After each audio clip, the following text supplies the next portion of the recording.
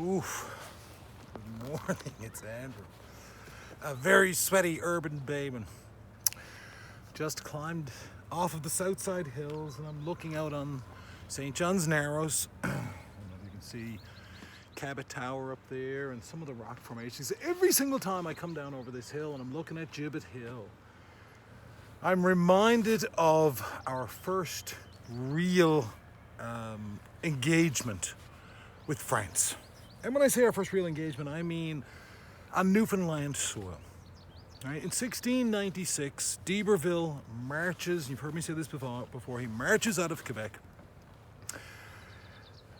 raids on Schenectady, comes through the coast of Maine, crosses to Placentia, right? The French capital of Newfoundland, Plaisance, on the south coast of the island, right?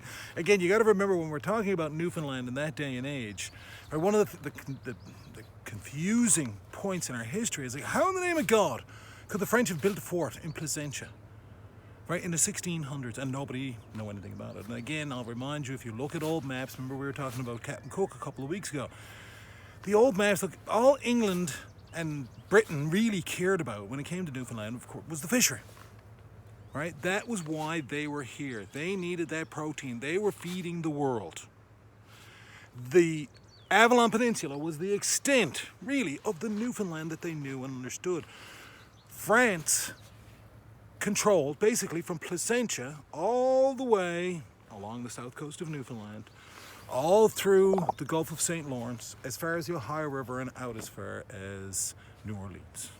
Right? Everything north and west of that was France, was controlled by France.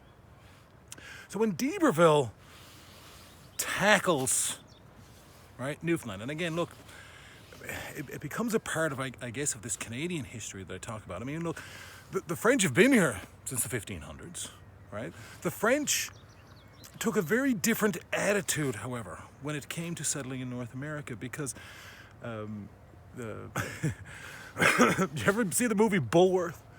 Right, and he talks about how you're supposed to make relationships and how we're supposed to make the only way to get beyond racial differences is for everybody to become one. Well, the French were great at that, right? They went among the people and they made families, right?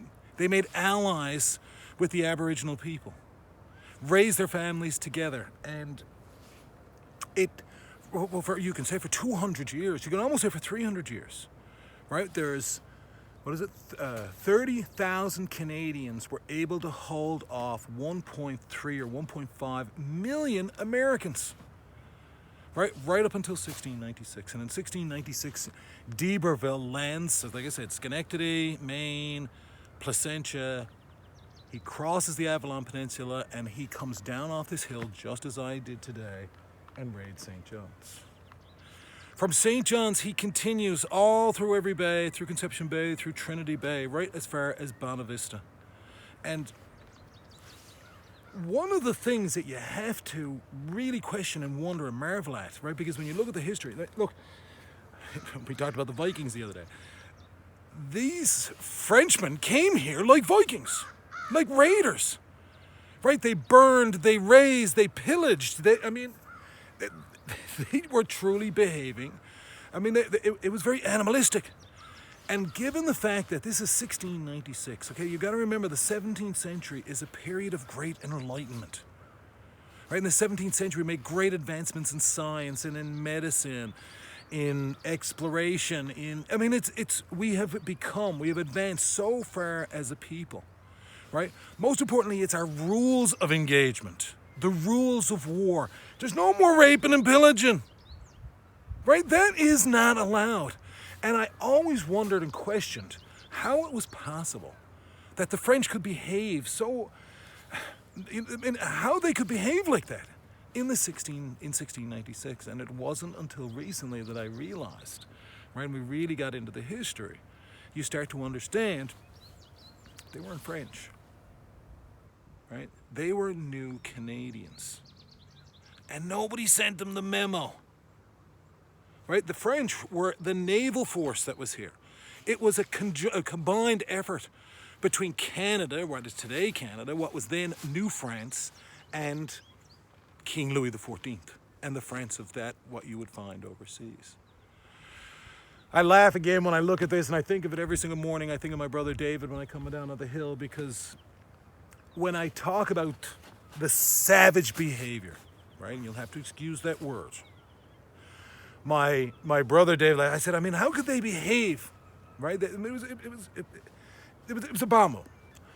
How could they behave like that, right? And my brother David says, Andy, you turn the lights off in any city right now, and you'll see how savage the people become.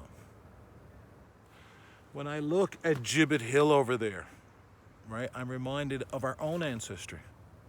Right, when you look at medieval, right, the gallows, when we look at how savage we have become as a people, yes, the 17th century was a great period of enlightenment, and yes, we hope and pray that the world will start to see, right, what it is, right, to be a more advanced society, what it is to be kinder to our brothers, what it is to, at least if we are having conflicts and difficulties, to have some rules so that it doesn't become so terribly brutal. But that's called Gibbet Hill over there, right? Gibbet Hill was a gallows. That was a place where they would take, I mean, the English would hang people.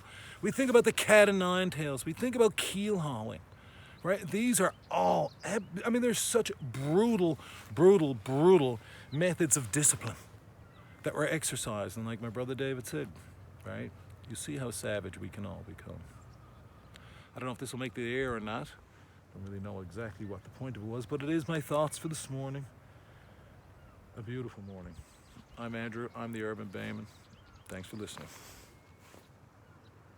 Subscribe to our channel.